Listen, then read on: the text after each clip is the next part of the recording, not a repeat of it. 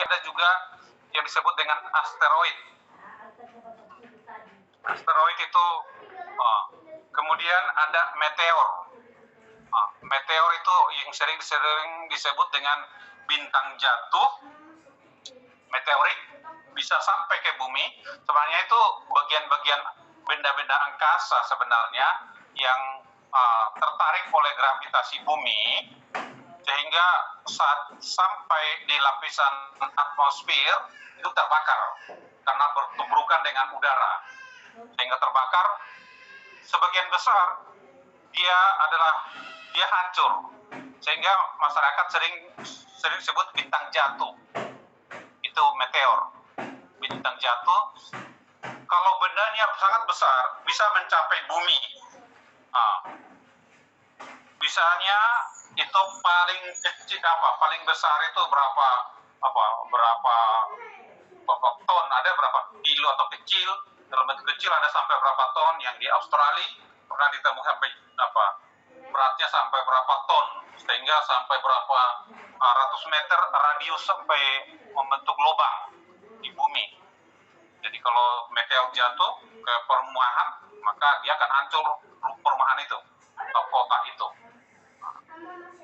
Kemudian karena bumi kita 70% terdiri dari laut, jadi kebanyakan itu meteor itu jatuh di laut kalau sampai ke bumi.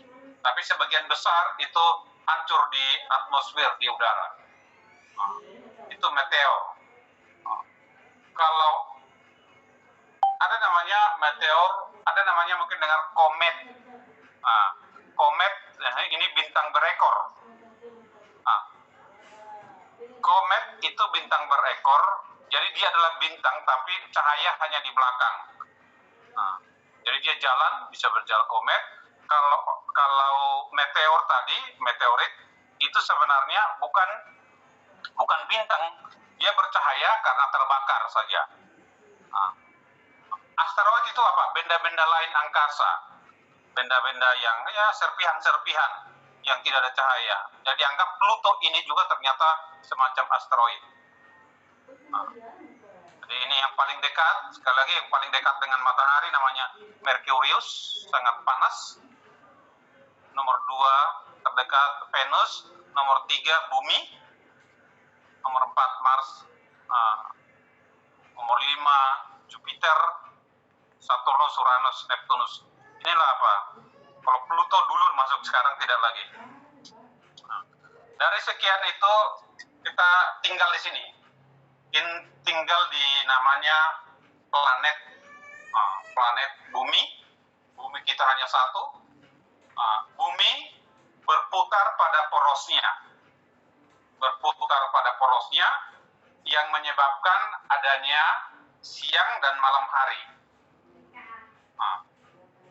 Seperti sekarang kita siang, bumi kita ini, permukaan bagian kita ada di Papua sedang menghadap ke matahari, maka siang.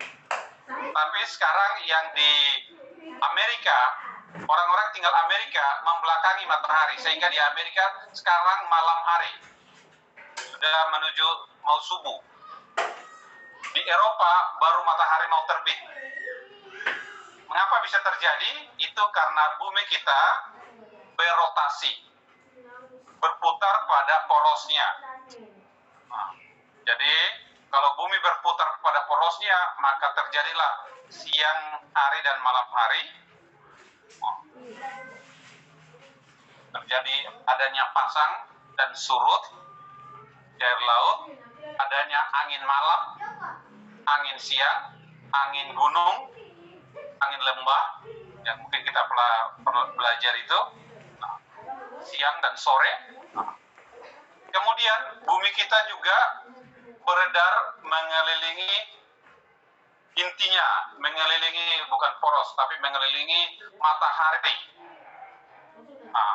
Itu yang disebut dengan revolusi. Revolusi, kalau rotasi, bumi berotasi, satu kali berputar, lamanya 24 jam. Bumi kita berputar pada porosnya, lamanya 24 jam. maka satu hari, satu siang dan satu malam itu adalah 24 jam. Kalau bumi beredar mengelilingi matahari, namanya revolusi. Berapa lamanya? Lamanya 1 tahun atau 365 hari. 365 hari, 6 jam. Jadi tidak persis 365 hari, tapi 365 hari, 6 jam. Nah, maka untuk menggenapkan itu, pada setiap tahun Kabisat, setiap 4 tahun sekali tahun Kabisat, ya tahunnya habis dibagi 4. Kalau 2022 tidak habis dibagi 4, jadi tidak tahun Kabisat. Maka pada tahun Kabisat, semua kalender Gregorius, ya kalender kita pakai sekarang, menjadi setiap bulan Februari 29 hari. Ya. Selain itu, setiap Februari hanya 28. Nah, itu mengapa sampai itu? Itu yang perlu kita lihat tentang planet-planet ini secara garis apa. Sana juga ada gerhana matahari, ada gerhana bulan. Nanti bisa Anda cari sendiri mengapa terjadi gerhana matahari, mengapa terjadi gerhana bulan, apa dampaknya terhadap kehidupan di bumi. Kalau rotasi apa dampaknya? Ya pergantian tahun dan pergantian musim. Sehingga kalau daerah tropis ada musim kemarau, ada musim hujan. Ada iklim lalina, ada lalina. El Nino, musim kemarau, musim hujan ekstrim itu. Karena revolusi. Untuk daerah-daerah temperate, daerah-daerah beriklim sedang, yaitu daerah 23 derajat lintang utara maupun lintang selatan ke atas sampai 90, di sana ada 4 musim. Ada 4 musim. Ada musim gugur, ada musim musim salju, ada musim panas, ada musim semi. Sekarang di daerah bagian seperti di Cina sekarang sedang musim musim semi. Udah lewat musim semi. Sekarang sudah musim apa? Ya udah musim semi. Kemudian musim bunga. Sekarang musim bunga. 2 bulan ke depan itu akan musim gugur. Sebelum musim dingin, musim salju, fall. Musim winter, ada winter, summer, ada fall, di autumn. Ada 4 musim. Itu penyebab itu akibat adanya revolusi. Jadi revolusi 1 tahun. Ya, itu mungkin untuk kemarin sudah ini. Bagaimana beratnya ini? Bumi kita ini hanya satu. Jadi semua kita, bumi ini 70% tertutup oleh air. Hanya ada yang air laut, air tawar, maupun salju. Hanya 30% yang daratannya bisa ditempati oleh manusia. Jadi hanya sedikit itu, maka kita perlu menjaga bumi kita ini. Supaya kita bisa survive. Tidak ada sampai sekarang, walaupun Elon Musk itu rencana mau bikin kehidupan, tapi itu orang-orang kaya, itu biayanya sampai 5 triliun satu orang, nanti dia ke Mars. Nanti kalau bumi ini misalnya jadi perang nuklir antara Rusia dengan NATO, kalau terjadi perang nuklir, jelas kehidupan di bumi habis. Maka Elon Musk yang terkaya, yang sudah rencana tahun 2000 berapa itu akan membawa manusia ke Mars untuk tinggal di sana, untuk bisa melakukan kegiatan-kegiatan di sana. dengan biaya yang sangat besar, itu masih prediksi, masih yang teknologi dengan menciptakan buat apa. Tapi sebenarnya masih ingat apa sejarahnya Menara Babel? Bagaimana Menara Babel runtuh? Menara Babel runtuh karena manusia menghindar dari apa? Menghindar dari jangan sampai banjir. Setelah zaman Nuh, ya, di Muslim maupun di Kristen itu ada itu tentang Nuh, peristiwa Nabi Nuh, ada Menara Babel. Setelah itu manusia habis, kemudian manusia itu bertumbuh kembang, mau membangun suatu menara namanya Menara Babel untuk menghindar jangan kalau Tuhan nanti menghukum bumi lagi dengan banjir mereka bisa menghindar sampai ke langit sampai supaya kalau sampai banjir Tuhan juga ikut tenggelam. Jadi Elon Musk seperti itu. Apakah jadi nanti kita lihat saja. Karena bumi kita hanya satu. Kalau terjadi perang tidak bisa dikendalikan. Jadi kalau Putin presiden Rusia tetap emosi mau jadi dia tidak mau tahu karena mereka tidak bisa lagi kalahkan Amerika. Kalau dulu itu sama-sama, jadi hanya menggunakan nuklir saja ya. Jadi dengan cara itu ya Ukraina dulu coba-coba nanti ambil lagi nanti beberapa kalau ada yang melawan pasang nuklir. Nuklir bukan hanya NATO atau Eropa nanti yang habis, kita juga di Indonesia tidak mungkin bisa selamat. Walaupun kita belakangan dampaknya, tapi di hitungan minggu, bulan saja. Antar deh kalau main baru deh kayak nggak tahu HP tidak bisa ke. Jadi bumi kita hanya satu. Dia pukul-pukul HP-mu. Isi di sini, tempat di sini. Pertama, bumi itu diciptakan semua sempurna. Baik, dan ciptakan pertama bumi belum berbentuk, masih campur aduk, masih gelap gulita, mana daratan, belum ada daratan, belum ada lautan, masih campur aduk, masih kaca balau, satu diciptakan, maka yang pertama diciptakan adalah terang, bukan matahari.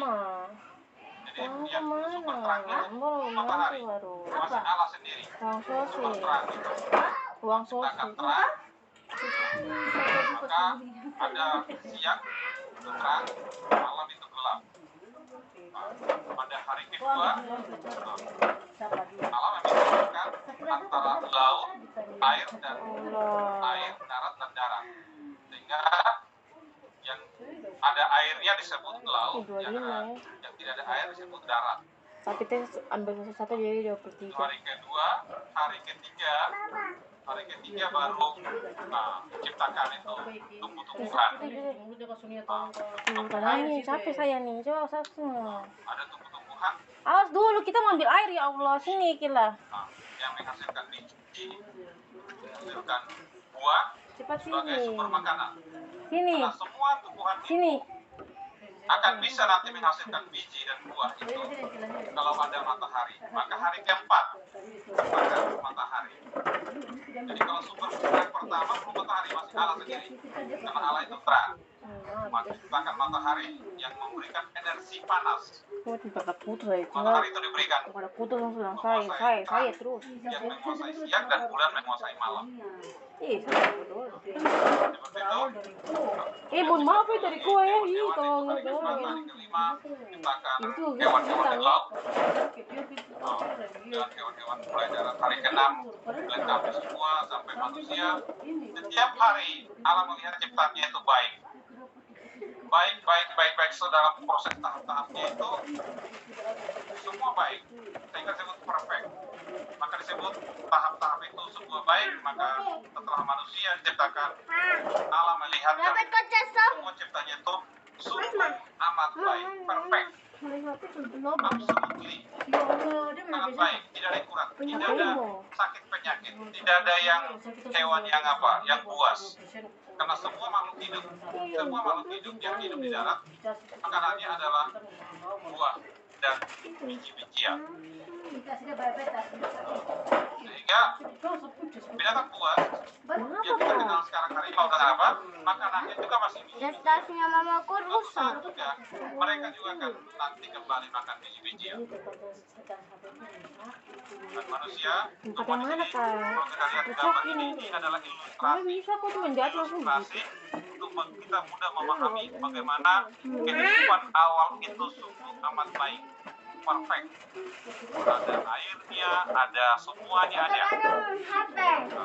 Tidak ada hujan. Tidak ada hujan. Berapa hanya uap air yang naik ke atas. Hanya kelembapan yang membasah tanah. Sehingga udah tanah lembab, tumbuh-tumbuhan itu. Sehingga tidak perlu payung. Karena kelembapannya tinggi, sehingga tidak perlu payung. Tapi coba HP ini. Ya. Itu jadi ada. Jadi sangat baik. Itu. Tapi manusia itu apa? Jadi ini diciptakan ini. Ya pokoknya ini kak. Jadi walaupun ini makhluk-makhluk ini buktinya Iya, apa? bahwa Allah yang menciptakan itu, ini makhluk sederhana ini, manusia mengambil suatu pelajaran dari sini untuk menciptakan teknologi ini. Semua teknologi penerbangan, teknologi untuk pakaian, untuk apa? Untuk teknologi apapun diambil dari seperti ini. Beli apa? Apa yang ada di ini saat itu. Dan hebat-hebatnya manusia tidak bisa menciptakan sekecil-kecil ini. Beli apa Kita ya? lihat gambarnya ini sekecil. Bukan kok L. Kamu L kah? Sehingga No. manusia itu No ada. sangat perfect Betul. di antaranya. Tapi yang sesederhana ini aja tidak bisa Sama-sama. diciptakan karena memang ini L beli. ciptaan Enggak mau. penciptaan. Tanya Ini dia akan ini apa terjadi nih? dalam suatu saling Iya, udah keterkaitan, saling ketergantungan di antara kehidupan itu. Ya baru rusak gimana? Baik itu komponen hayati, manusia juga nih. Kalau kita lihat Mama, yang pipi. ada di taman ini, yang sungguh amat baik ini, semua saling tergantung satu sama lain. Semua sangat tergantung. Sampai saat ini juga. Sudah nggak keribut lagi. Ada saling ketergantungan itu.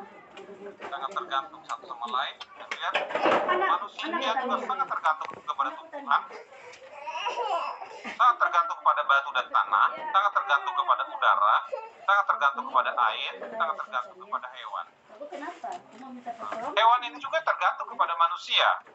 Orang belum bicara nih, kita mau Coba bicara. hewan-hewan itu kalau tidak ada manusia, apalagi ternak-ternak itu, ayam tidak dipelihara, tidak dikasih makan, Apa? Anda punya anjing, Anda tidak kasih makan, dia akan mati. Ibu sering HP. Kucing seperti itu, banyak seperti itu. Tumbuh-tumbuhan juga, tumbuhan itu, tanam aja singkong aja biar aja itu tanpa Anda tanam, tidak akan tumbuh dengan baik. Dia tumbuh tapi tidak akan produktif. Misalnya ada kelapa, biarkan saja itu, dia tidak akan tumbuh dengan baik, menghasilkan buah seperti itu. Jadi ini saling ketergantungan ada. Nah. Jadi yang harmonis. Bisa mau aja panas. Situ lagi. Pasnya itu ada bang-bang. Awas. Maka di alam itu untuk karena kita udah melihat ya, jadi dari Bapak udah lihat Awas L. angkasa luar, kemudian di sekitar kita, sekarang kita mulai sekitar kita, nanti baru Bapak belajar itu apa, kita belajar tentang apa di dalam kehidupan kita, ini di alam sekitar kita. Ada saling ketergantungan, saling terkait. Pasti sudah pernah belajar ini waktu SD, yang dikenal dengan rantai makanan atau jaring, ada yang jaring-jaring makanan. Kalau ini jaring-jaring makanan, berhubungan satu sama lain. Sementara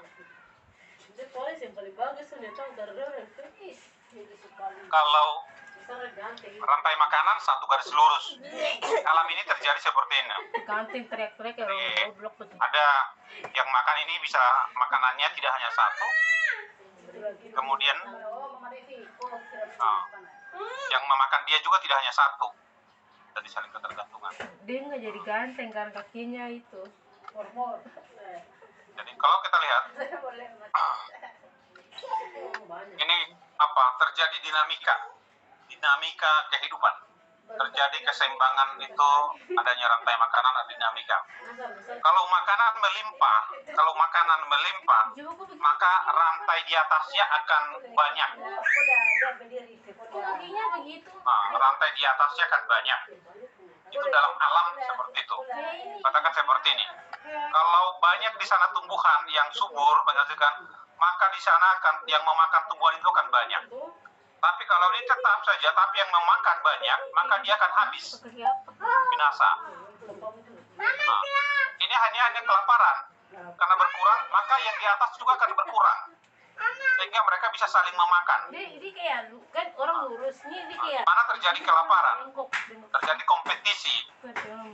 Kompetisi itu hanya saling mensikut satu sama lain. Sehingga hukum alam ini siapa yang kuat, itu yang menang. Sebelah bagian Jadi alami sebenarnya itu. bagian kiri. Makanya Allah. dalam penerimaan katakan juga Anda masuk ke UC juga ada seleksi.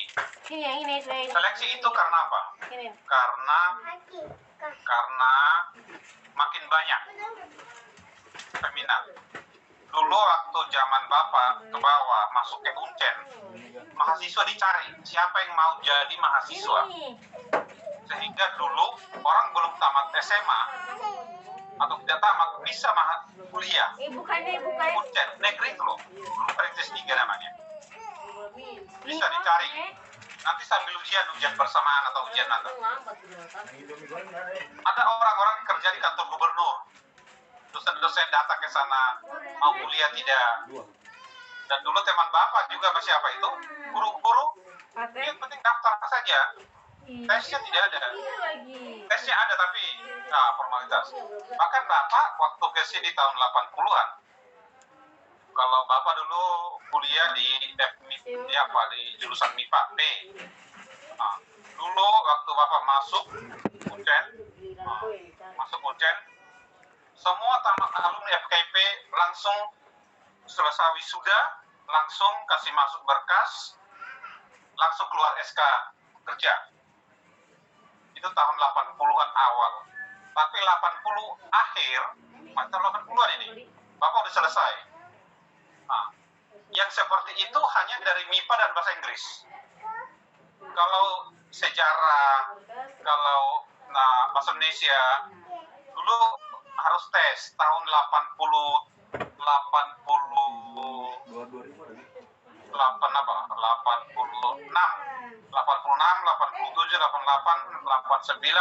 itu. Tapi kalau dari MIPA dan bahasa Inggris, habis wisuda langsung masukkan nama, berkasnya nanti kerja di mana, langsung seperti itu. Bahkan Bapak dulu waktu kuliah, kerja tes di kesehatan diterima, di pertanian tapi tempatkan manokwari.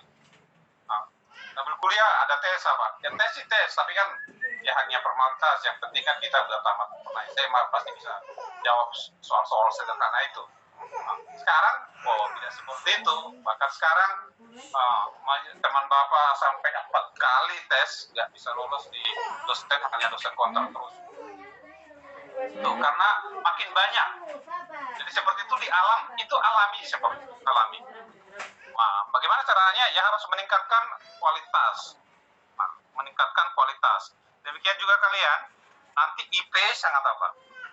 IP itu juga indeks kumulatifnya, indeks prestasi kumulatifnya harus betul-betul perhatikan supaya mudah dari bekerja. Kalau di bawah 3 IPK itu sulit bersaing. Jadi harus apa? Jangan apa? Yang penting cepat selesai. IP-nya perhatikan juga. Biar selesai 5 tahun tapi IP-nya 3 itu jauh lebih bagus daripada selesai 3,5 tahun atau 4 tahun. Lebih bagus selesai 5 tahun tapi IP-nya 3. Nanti persaingannya itu. Ya. Itu dalam apa? Dalam keseimbangan itu perlu terjadi. Itu untuk menjaga keseimbangan. Maka di alam juga untuk keseimbangan ekosistem komponen produsen ini harus lebih banyak daripada konsumen. kebetulan kalian orang ekonomi, sangat paham betul ini. Kalau konsumen lebih besar dari produsen, maka akan terjadi kekacauan. Atau jumlahnya sama juga terjadi kekacauan. Sebagai gambaran, kalau kebutuhan beras untuk kota Jayapura, 1 bulan katakan 10 ton, 1 bulan untuk kota Jayapura. Kebutuhannya 10 ton. Ibu tuh. Kalau tersedia hanya 10 ton, Oh, maka akan terjadi kekacauan pasar, apalagi tersedia hanya 5 ton. Yang normal itu, kalau kebutuhan kota Jayapura 10 ton, maka di pasar harus tersedia, karena itu makanannya, di pasar harus tersedia paling tidak 30 ton. Ini bapak. Maka pasar itu aman, normal. Jadi harus ada tersedia lebih banyak makanan daripada yang memakan. Seperti itu. Di alam juga seperti itu. Jadi keseimbangan. Nah, Dia lemah. kalau di alam bukan hanya makanan, Mulutnya lemah. kita butuh air, butuh udara, nah, butuh lain-lain. Nah, berbicara masalah udara, yang bisa menyiapkan udara bersih bagi kita, masih ingat waktu belajar SD tentang fotosintesis? Fotosintesis, jadi oksigen yang kita butuhkan saat bernapas, yang hanya bisa dihasilkan secara alami oleh tumbuhan hijau. Jangan dipegang, tetap pegang nanti. Jadi di mana hutan sebagai salah satu tumbuhan hijau yang paling banyak, maka itu dikatakan menjadi paru-paru dunia. Indonesia menjadi salah satu penyumbang oksigen untuk